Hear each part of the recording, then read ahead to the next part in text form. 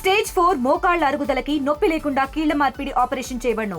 Doctor Ramesh Gajula, endoscopic spine ortho surgeon and pain physician, Panacea spine pain ortho and sleep centre, Uppal, Hyderabad.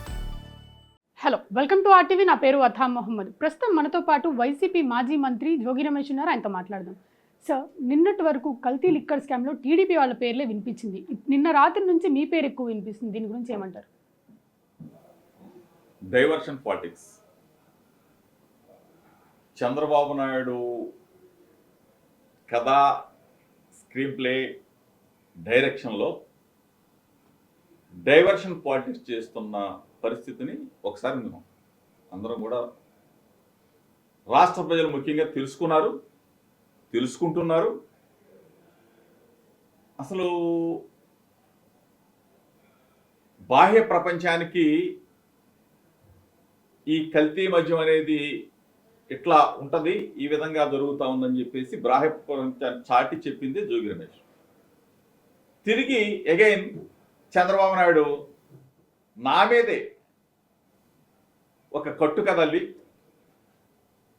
దిగజారిపోయిన రాజకీయాల్లో చంద్రబాబు నాయుడు 45 సంవత్సరాల రాజకీయ జీవితంలో ఇటువంటి పనికి మాలిన రాజకీయ ఎత్తుగడ జోగి రమేష్ని ఇరికించాలన్న చెప్పి ఒక కట్టు కథ అల్లాడు. అసలు నిజంగా ఈ కుట్రలో మీ పాత్ర ఉందా లేదా? నేను చెప్పా, ఇప్పటికీ ఆర్టీవీ ద్వారా చంద్రబాబు నాయుడిని అడుగుతున్నా, అభ్యర్థిస్తున్నా. నేను నా భార్యా పిల్లలతో తిరుమల వెంకన్న సాక్షిగా, లేదు దూరం అవుద్ది అనుకుంటే మన బెజవాడ కనకదుర్గమ్మ సాక్షిగా నేను నా భార్య పిల్లలతో వస్తాను.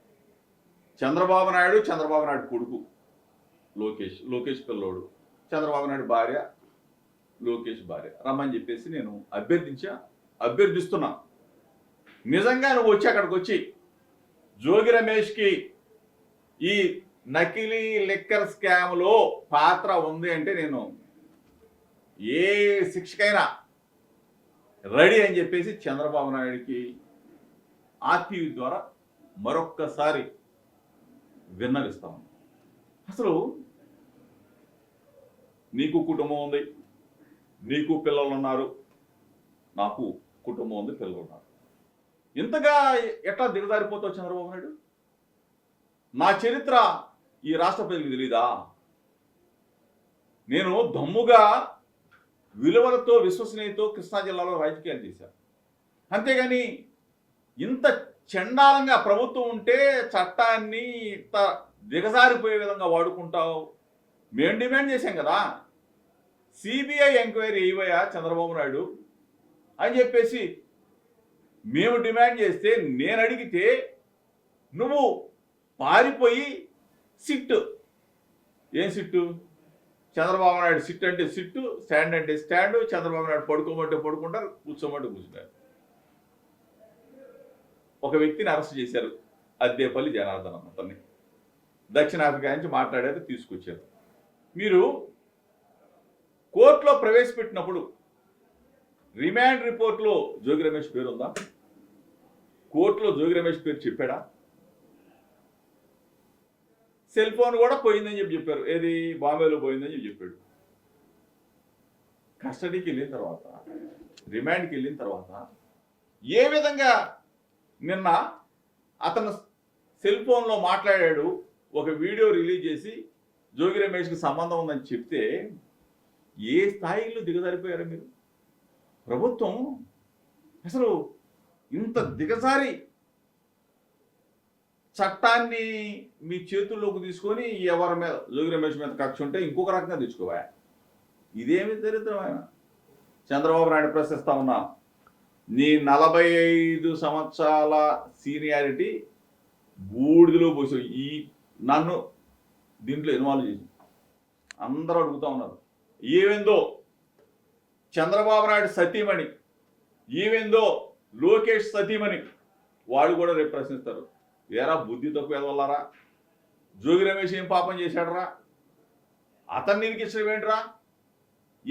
ఇటువంటి దుర్మార్గమైన క్రియలు ఎందుకు రా అని చెప్పేసి మీ కుటుంబ సభ్యులే మిమ్మల్ని అసహించుకుంటారు. చంద్రబాబు నాయుడు, లోకేష్ నేను దమ్ముగా చెప్తున్నా, విలువలతో విశ్వసనీయత చేశాను రాజకీయం, అంతేగాని మీలాగా తప్పుడు కార్యక్రమాలకు ఒడిగట్టను అని చెప్పేసి మీ ద్వారా తెలియజేస్తాను. అంటే ఏవన్గా ఉన్న జనార్దన్ నిన్న వీడియో క్లిప్లో అంటే మీ చెప్తేనే ఇదంతా చేశాను అని చెప్తున్నాడు. అసలు మీకు జనార్దన్కి సంబంధం ఏంటి? ఆయనేమో చిన్ననాటి స్నేహితుడు అని చెప్తున్నారు. ఇది నిజమా కాదు? ఇప్పుడు నాది ఇబ్రహీంపట్నం, నా పుట్టినూరు, వాళ్ళ పుట్టినూరు ఇక్కడే, వాళ్ళ తాతలు మా నాన్న అందరం కూడా ఇక్కడ కలిసి పెరిగిన వాళ్ళమే. అంతేగాని జనార్దన్తో నేను వ్యాపార లావాదేవీలు ఉన్నాయా? జనార్దన్ నేను కలిసి తిరిగామా? జనార్దన్ నాకేమైనా ఫోన్లు చేస్తాడా? జనార్దన్ ఏమన్నా బ్యాంక్ ట్రాన్సాక్షన్స్ ఏమైనా ఉంటాయా అంటే సిట్ అధికారులను కూడా అడుగుతా ఉన్నా, మీరు గన న్యాయబద్ధంగా గన విచారణ చెయ్యకపోతే దేవుడు ఉన్నాడు పైన, మీకు కుటుంబాలు ఉన్నాయి, మీకు పిల్లలు ఉన్నారు, దేవుడు ఊరికి వదిలిపెట్టను మిమ్మల్ని. నేను సిట్ అధికారులను కూడా అడుగుతా ఉన్నా, సిట్ అధికారి ఎవరో, ఈరోజు చీఫ్ ఎవరో అశోక్ కుమార్ గారు, వారిని కూడా అడుగుతా ఉన్నా. మీరు చంద్రబాబు నాయుడు చెప్తేనో, లోకేష్ చెప్తేనో జోగి రమేష్ని ఇరికిచ్చేద్దాం, జోగి రమేష్ని అరెస్ట్ చేద్దాం, జోగి రమేష్ని ఒక 4 నెలల్లో 5 నెలల్లో జైల్లో పెడదాం అని చెప్పేసి చంద్రబాబు నాయుడు రాక్షస ఆనందం కోసమో, లోకేష్ రాక్షస ఆనందం కోసమో మీరు తాపత్రయపడితే మీ భార్య బిడ్డలు కూడా మిమ్మల్ని క్షమించరు, పైన దేవుడు కూడా క్షమించడని చెప్పేసి సిట్టి అధికారులు కూడా నేను విజ్ఞప్తి చేస్తా ఉన్నా, తెలియజేస్తా ఉన్నా. అంటే 23rd ఇక్కడికి వచ్చి మిమ్మల్ని కలిసా అన్నట్టు ఆ వీడియోలో చెప్పారు ఆయన. 23rd అంటే ఇప్పటికి రాకముందు కొంతమంది టీడీపీ నాయకులతో మాట్లాడొచ్చాను. వాళ్ళు ఏమంటున్నారంటే ఒకవేళ వచ్చి లోపల కలవలేదు, మరి సీసీటీవీ వీడియో ఫోటోస్ రిలీజ్ చేయొచ్చు కదా, ఆయన ఎందుకు రిలీజ్ చేయట్లేదు అంటున్నారు. అసలు జనార్దన్ అన్న అతను నా దగ్గరికి వచ్చాడు, లేకపోతే నేను చెప్తా ఉన్నాను కదా, అతనికి నాకు వ్యాపార లావాదేవీలు ఎవడని రమ్మనండి, ప్రశ్నించమనండి. అసలు జనార్దన్ అన్న అతనితో మేమేమైనా కలిసి వ్యాపారం చేసామా? జనార్దన్ అనే అతను వాళ్ళ తాతగారు మా పాత ఇంటి దగ్గర వాళ్ళ కుట్లు షాపులు, ఈరోజు వాళ్ళ బాబాయిలు వాళ్ళ మాకు పరిచయస్తులు, వివాహాలు ఉంటే పిలుస్తారు, వాళ్ళ వివాహాలు మేము వెళ్తాం, వాళ్ళ శుభకార్యాలకు మేము వెళ్తాం, అంతేగాని జనార్దన్ అన్న ముఖ్యం నాకు తెలియదని చెప్తామా? అంతా తప్పుడు మాటలు మాట్లాడాల్సిన అవసరం జోగి రమేష్కి లేదు. కరాఖండిగా చెప్తా ఉన్నా, చంద్రబాబు నాయుడుకి చెప్తా ఉన్నా, ఛాలెంజ్ చేస్తాను, లోకేష్ చెప్తాను, ఈ నా ఛాలెంజ్ని స్వీకరించి రమ్మని చెప్పి అడుగుతా ఉన్నా. ఎక్కడ ఏ స్థాయికి అంటే ప్రభుత్వం మీరు పరిపాలన చేయాల్సిన మంచి పనులు వదిలేసి చీప్ ట్రిక్స్, చిల్లర వేషాలు వేయటమేంట్రా బాబు? మీరు ప్రభుత్వ అధిపతులుగా ఉండి చిల్లర వేషాలా, చిల్లర చేష్టలా, రాక్షస ఆనందమా? ఇది మంచి పద్ధతి కాదు. దీన్ని విడనాడమని చెప్పేసి ఆర్టీవీ ద్వారా చంద్రబాబు నాయుడు హెచ్చరిస్తాం. అంటే మీరు దొరికిపోవడం వల్లనే క్యాస్ట్ ఫీలింగ్, ఫ్యామిలీని మధ్యలో తీసుకొచ్చి మాట్లాడడం చేస్తున్నారని టీడీపీ నాయకులు అంటున్నారు. దీని గురించి దొరికిపోతే నేను పారిపోతాను. ఎవడైనా దమ్ముగా ఇక్కడ ఇబ్రహీంపట్నంలో నా ఇంట్లో కూర్చొని ఎవడో ఇటువంటి చెప్పడు. దొరికిపోయినోడు ఇన్వాల్వ్ అయినాడు పారిపోతారు ఎవడన్నా.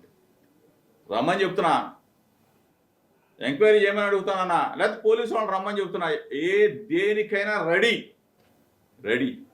నిజాన్ని నిర్భయంగా చెప్తా, ఎక్కడ కూడా తప్పు చేయను, విలువలు విశ్వసనీయతతోనే బతుకుతాం. కూటమి ప్రభుత్వాన్ని ఇబ్బంది పెట్టడానికే వైసీపీ నాయకులందరూ ఇలాంటివన్నీ చేస్తున్నారని కూటమి ప్రభుత్వాలు ఆరోపిస్తున్నారు. మొన్న చంద్రబాబు నాయుడు ఇంటి మీద దాడి చేయడం, ఇప్పుడు కల్తీ లిక్కర్, వాళ్ళని ఇబ్బంది పెట్టడానికి ఇవన్నీ చేస్తున్నారు అని అంటున్నారు. దీని గురించి ఏమంటారు? చంద్రబాబు నాయుడు ఇంటి మీద దాడికి వెళ్ళా, చంద్రబాబు నాయుడిని ప్రశ్నించడానికి వెళ్ళా, చంద్రబాబు నాయుడు ఇంటి దగ్గరికి నిరసన తెలియజేయడానికి వెళ్ళా.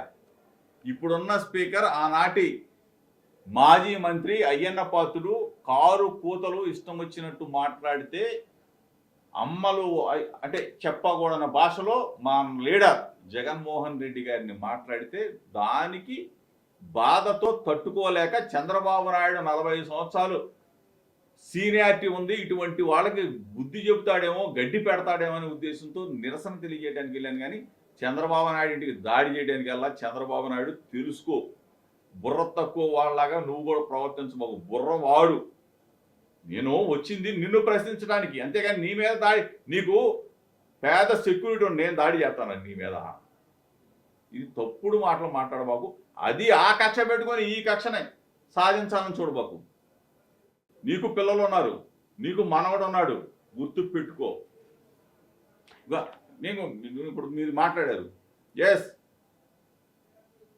నా వర్గాల ప్రజలు, నా బలహీన వర్గాల ప్రజలు, నా రక్త సంబంధికులైన నా గౌడ కులస్తులు, నేను అడుగు వేసి ఆయన అడుగు వేసి తిరిగిన వంగవీటి మోహన్ రంగా, రాధారంగా మిత్ర మండలి సభ్యులు, నా దైవం, నా దేవుడు వైఎస్ రాజశేఖర రెడ్డి గారు అడుగు వేశాం. మాట తప్పం, మడిమ తిప్పం. ఒకటే చెప్తా ఉన్నాను, జోగి రమేష్ గురించి ఈ రాష్ట్ర ప్రజలకు తెలుసు, నా వర్గాల ప్రజలకు తెలుసు, నా రక్త సంబంధికులు, నా కులం వ్యక్తులకు తెలుసు. వీళ్ళని నాకు లాగుతున్నారండి. నన్ను నేను చెప్పుకోవాలి కదా. చంద్రబాబు నాయుడు నా మీద బురదేశాడు, చంద్రబాబు నాయుడు నా మీద కక్ష కట్టాడు, చంద్రబాబు నాయుడు అక్రమంగా ఒక మద్యం కేసు నా నుండి ఇరికించాలని చూస్తున్నప్పుడు నేను చెప్పాలా లేదా? నా వర్గాల ప్రజలకు నేను చెప్పొద్దా? నా రక్త సంబంధికులు నేను చెప్పొద్దా? వాళ్ళు కూడా ప్రశ్నిస్తారు కదా చంద్రబాబు నాయుడిని.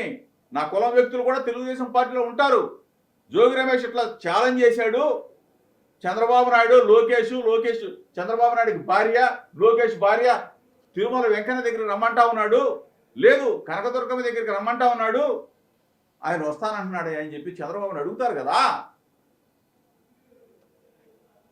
ఛాలెంజ్ చేస్తా ఉన్నాం. మళ్ళీ చంద్రబాబు నాయుడిని రిక్వెస్ట్ చేస్తా ఉన్నా, లేదు అక్కడికి రాలేకపోతే నన్ను రమ్మను, నీ దగ్గరికి వస్తా. నిజంగా జోగి రమేష్ తప్పు చేశాడని చెప్పేసి నువ్వు తిరుమల వెంకన్న దగ్గరికి రావసల్లా, అమ్మ కనకదుర్గమ్మ దగ్గరికి రావసల్లా, మీడియా మిత్రుల సమక్షంలో చెప్పు. ఏ శిక్షకైనా అనుభవించడానికి సిద్ధంగా ఉన్న చంద్రబాబు నాయుడు, లోకేష్. కూటమి ప్రభుత్వం వచ్చిన తర్వాత ఎందుకు జోగి రమేష్ని టార్గెట్ చేస్తున్నారంటారు? కారణం ఏంటంటారు? అసలు దమ్ముగా రాజకీయాలు చేస్తాం కాబట్టి, డబ్బుతో రాజకీయాలు చేయం కాబట్టి, నిజాన్ని నిర్భయంగా చెప్తాను కాబట్టి, ఎక్కడైనా తప్పు చేస్తే ఆ తప్పుని వేలెత్తి చూపుతాను కాబట్టి జోగి రమేష్ని టార్గెట్ చేశారు. నా కుమారుణ్ణి అరెస్ట్ చేశారు, నా కుమారుణ్ణి జైలుకి పంపించారు. ఈరోజు నన్ను జైలుకి పంపించడానికి చంద్రబాబు నాయుడు కుట్ర పన్నాడు. ఒకటే చెప్తా ఉన్నా, నన్ను 1 రోజులు, 2 నెలలు, 3 నెలలు, 4 నెలలు, 6 నెలలు పెడతావు, నీ మీద పోరాటం ఆపను. నువ్వు చేసే అరాచకాలను ఎండగట్టడం ఆపను. చంద్రబాబు నాయుడు గుర్తు పెట్టుకో. ఈరోజు రాక్షస ఆనందం పొందటానికి తీసుకొచ్చి నా మీద ఒక బురదేశం, నకిలీ ఒక దీన్ని సృష్టించావు, లేని దాన్ని సృష్టించావు. ఈరోజు ఇంతటితో ఆగదు. దయచేసి అధికారులకు చెప్తా ఉన్నా, చంద్రబాబు నాయుడికైనా బుద్ధి పెట్టండి, గడ్డి పెట్టండి. సిట్ అధికారులు నిర్ధాన్ని నిర్భయంగా చెప్పండి, జోగి రమేష్కి ఏం సంబంధమయ్యా చంద్రబాబు నాయుడు, నువ్వు చెప్పగానే మేము అరెస్ట్ చేసేసి బొక్కలో వేసేస్తే రేపు మా పరిస్థితి ఏంటని కూడా చంద్రబాబు నాయుడిని అడగమని చెప్పి సిట్ అధికారుల్ని కోరుతా ఉన్నా. మీరు ఇంత దిగజారుతారనేది నేను అనుకోవట్లా. ఒక డిఐజీ స్థాయో లేకపోతే డైరెక్టర్ స్థాయో మీకేం అవసరం? ఆ జనార్దన్ని నువ్వు చెప్పు, జోగి రమేష్ పేరు చెప్పు, వాళ్ళ పిల్లల్ని అరెస్ట్ చేస్తా, వాళ్ళ భార్యని అరెస్ట్ చేస్తా అని చెప్పి జనార్దన్ బెదిరించి జోగి రమేష్ పేరు చెప్పిస్తే మీకేమొచ్చింది? అధికారులు మీకేమొచ్చింది? చంద్రబాబు నాయుడు వాడు ఉంటాడు, రేపు పోతాడు. అధికారం శాశ్వతం కాదు, అధికారులు శాశ్వతం. ఇది గుర్తు పెట్టుకోమని చెప్పి ఫైనల్గా నెక్స్ట్ ఏం స్టెప్ తీసుకోబోతున్నారు సార్? ఏం స్టెప్ తీసుకోను, ఇక్కడే ఉంటా. ఏ అధికారి పిలిచినా వస్తా, నిజాన్ని నిర్భయంగా చెప్తా, నా మంచితనాన్ని, నా నిజాయితీని ఎప్పటికైనా నిరూపించుకుంటా. వాళ్ళు ఏ చేసినా సరే దేనికి భయపడే ప్రసక్తి ఉండదు. Thank you for your valuable time. So signing off, Atha Mohammed, RTV Vijayawada. తెలుగులో న్యూస్ కి ఫాస్టెస్ట్ యాప్ ఇప్పుడు టోటల్లీ న్యూ అవతార్లో. జస్ట్ 5 సెకండ్స్ లో కంప్లీట్ న్యూస్, సోషల్ మీడియాలో ట్రెండ్స్ కి one stop solution, live TV app, voice search option తో ఇప్పుడే డౌన్లోడ్ చేయండి లేదా అప్డేట్ అయిపోండి. యాప్ లింక్ డిస్క్రిప్షన్ లో ఉంది.